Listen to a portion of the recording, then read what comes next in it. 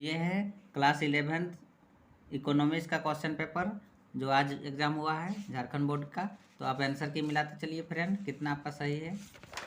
तो पहला प्रश्न है, निम्नलिखित में से आर्थिक क्रिया का एक उदाहरण कौन सा है। तो इसका ऑप्शन तीसरा सही हो जाएगा, विद्यालय में पढ़ाना। दूसरा प्रश्न है, सांख्यिकी के अंतर्गत किसका अध्ययन होता है। तो इसका ऑप्शन पहला आंकड़ों का संग्रह, ये भी सही है। दूसरा आंकड़ों का वर्गीकरण, ये भी सही है। तीसरा आंकड़ों का विश्लेषण, ये भी सही है। तो इसका ऑप्शन चौथा सही हो जाएगा, इनमें से सभी। तीसरा प्रश्न है, अर्थशास्त्र जीवन के कारोबार के संदर्भ में मनुष्य का अध्ययन है। यह कथन किस अर्थशास्त्री का है। तो इसका ऑप्शन तीसरा सही हो जाएगा, अल्फ्रेड मार्शल। चौथा प्रश्न है, द्वितीयक आंकड़ा का एक स्रोत है। तो इसका ऑप्शन पहला है इंटरनेट, दूसरा है पत्रिका। दोनों इसका सही है, तो इसका ऑप्शन तीसरा सही हो जाएगा, एक और दो दोनों। पांचवा प्रश्न है, भारत में जनगणना का कार्य किस संस्था के द्वारा होता है। तो इसका ऑप्शन तीसरा सही हो जाएगा, भारत की जनगणना। 6 नंबर का प्रश्न है, स्वतंत्र भारत में सर्वप्रथम किस वर्ष जनगणना हुई थी। तो इसका ऑप्शन दूसरा सही हो जाएगा, 1951 ईस्वी में हुआ था। अगला प्रश्न है 7 नंबर का, आंकड़ों का कालिक वर्गीकरण का आधार क्या होता है। तो इसका ऑप्शन पहला सही हो जाएगा, समय। 8 नंबर का प्रश्न है, दंडालेख किस प्रकार के चर के लिए बनाए जाते हैं। तो इसका ऑप्शन तीसरा सही हो जाएगा, संतत और विविक्त दोनों चर। इसका पहला और दूसरा दोनों ऑप्शन सही है, तो इसका ऑप्शन तीसरा सही हो जाएगा, संतत और विविक्त दोनों चर।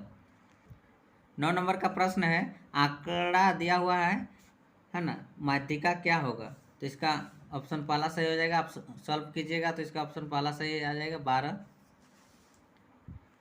10 नंबर का प्रश्न है, सर्वाधिक बारंबारता वाला चर क्या कहलाता है। तो इसका ऑप्शन चौथा सही हो जाएगा, बहुलक कहलाता है। 11 नंबर का क्वेश्चन है, निम्नलिखित में से कौन सा औसत दिए गए आंकड़े को दो बराबर भागों में विभाजित करता है। तो इसका ऑप्शन दूसरा सही हो जाएगा, माध्यिका। 12 नंबर का प्रश्न है, दिया हुआ है 25, 30, 20, 40, 50, 15 तथा 200 का परास क्या होगा। तो इसमें सबसे ज़्यादा में सबसे कम को माइनस कर देंगे तो परास आ जाएगा, तो इसका ऑप्शन दूसरा सही हो जाएगा, 185। 13 नंबर का प्रश्न है, माध्य विचलन का मान निम्नतम होगा यदि इसकी गणना खाली स्थान से की जाएगी। तो इसका ऑप्शन चौथा सही हो जाएगा, माध्यिका से किया जाएगा तभी होगा। 14 नंबर का प्रश्न है, यदि किसी आंकड़े का मानक विचलन 32 तथा समांतर माध्य 100 है तो विचरण गुणांक का मान क्या होगा। तो इसका ऑप्शन चौथा सही हो जाएगा, 32% हो जाएगा। 15 नंबर का प्रश्न है, सहसंबंध गुणांक का परास क्या होता है। तो इसका ऑप्शन चौथा सही हो जाएगा, -1 से +1 तक होता है। 16 नंबर का प्रश्न है, यदि दो चरों के बीच सहसंबंध पूर्णतः ऋणात्मक है तो सहसंबंध गुणांक का मान क्या होगा। तो इसका ऑप्शन तीसरा सही हो जाएगा, -1 होगा। 17 नंबर का प्रश्न है, कोटि सहसंबंध के विकास का श्रेय किसे जाता है। तो इसका ऑप्शन तीसरा सही हो जाएगा, स्पीयरमैन को। 18 नंबर का प्रश्न है, निम्न में से कौन सा सूचकांक खुदरा कीमतों में औसत परिवर्तन को मापता है। तो इसका ऑप्शन चौथा सही हो जाएगा, उपभोक्ता कीमत सूचकांक। 19 नंबर का क्वेश्चन है, पासे का कीमत सूचकांक में किसे भार के रूप में प्रयुक्त किया जाता है। तो इसका ऑप्शन दूसरा सही हो जाएगा, वर्तमान वर्ष की मात्रा। 20 नंबर का प्रश्न है, निम्नलिखित में से किस सूचकांक को निर्वाह सूचकांक के नाम से जाना जाता है। तो इसका ऑप्शन दूसरा सही हो जाएगा, उपभोक्ता कीमत सूचकांक। 21 नंबर का क्वेश्चन है, बर्नियर किस देश का यात्री था। तो इसका ऑप्शन चौथा सही हो जाएगा, फ्रांस का था। 22 नंबर का प्रश्न है, योजना आयोग का अध्यक्ष कौन होते थे। तो इसका ऑप्शन पहला सही हो जाएगा, प्रधानमंत्री। 23 नंबर का प्रश्न है, भारत की अंतिम पंचवर्षीय योजना कौन सी है। तो इसका ऑप्शन तीसरा सही हो जाएगा, 12वीं। 24 नंबर का क्वेश्चन है, भारत में नई आर्थिक नीति की शुरुआत किस वर्ष की गई। तो इसका ऑप्शन तीसरा सही हो जाएगा, 1991 ईस्वी को की। 25 नंबर का क्वेश्चन है, समृद्धि से क्या तात्पर्य है। तो इसका ऑप्शन पहला, दूसरा, तीसरा तीनों ऑप्शन सही है, तो इसका ऑप्शन चौथा सही हो जाएगा, इनमें से सभी। 26 नंबर का क्वेश्चन है, औद्योगिक नीति 1956 को किस पंचवर्षीय योजना का आधार बनाया गया था। तो इसका ऑप्शन दूसरा सही हो जाएगा, दूसरी। 27 नंबर का प्रश्न है, निम्नलिखित में से अप्रत्यक्ष कर का उदाहरण कौन सा नहीं है। तो इसका ऑप्शन चौथा सही हो जाएगा आयकर। 28 नंबर का प्रश्न है, निम्न में से कौन सा देश विश्व में कपास का सबसे बड़ा उत्पादक देश है? तो इसका ऑप्शन चौथा सही हो जाएगा भारत है। 29 नंबर का क्वेश्चन है, निम्नलिखित में किस योजना के अंतर्गत भारतवासियों को बैंक खाता खोलने के लिए प्रोत्साहित किया जाता है? तो इसका ऑप्शन चौथा सही हो जाएगा प्रधानमंत्री जन धन योजना। 30 नंबर का प्रश्न है, निम्न में से कौन सा मानव पूंजी का एक स्रोत नहीं है?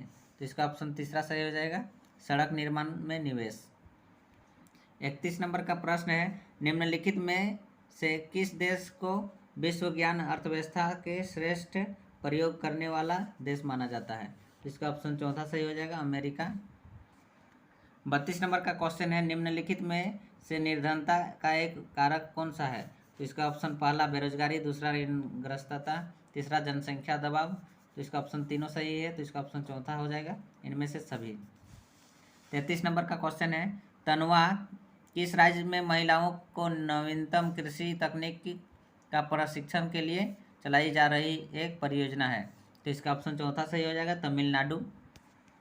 34 नंबर का क्वेश्चन है, निम्नलिखित में से कौन सी क्रिया बागवानी के अंतर्गत नहीं आती है? तो इसका ऑप्शन दूसरा सही हो जाएगा चावल का उत्पादन।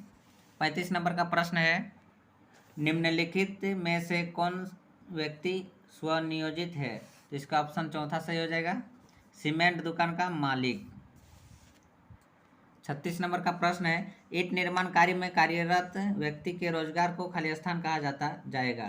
तो इसका ऑप्शन तीसरा सही हो जाएगा दिहाड़ी मजदूर। 37 नंबर का प्रश्न है, निम्न में कौन ऊर्जा का गैर परंपरागत स्रोत है? तो इसका ऑप्शन तीसरा सही हो जाएगा सौर ऊर्जा। 38 नंबर का क्वेश्चन है, निम्न में से कौन स्वास्थ्य के निर्धारण का सूचक नहीं है? तो इसका ऑप्शन तीसरा सही हो जाएगा साक्षरता दर। 39 नंबर का क्वेश्चन है, जैविक खाद को खेती के लिए सबसे उपयुक्त क्यों माना जाता है? तो इसका ऑप्शन तीसरा सही हो जाएगा इनमें रासायनिक पदार्थ नहीं हैं। अंतिम प्रश्न है 40 नंबर का, देखिए, निम्नलिखित में किस देश में प्रजनन दर सबसे अधिक है? तो इसका ऑप्शन दूसरा सही हो जाएगा पाकिस्तान में सबसे अधिक है। तो आपका कितना सही है फ्रेंड, आप कमेंट करके जरूर बताएं। मिलते हैं नेक्स्ट वीडियो में, तब तक के लिए जय हिंद, वंदे मातरम।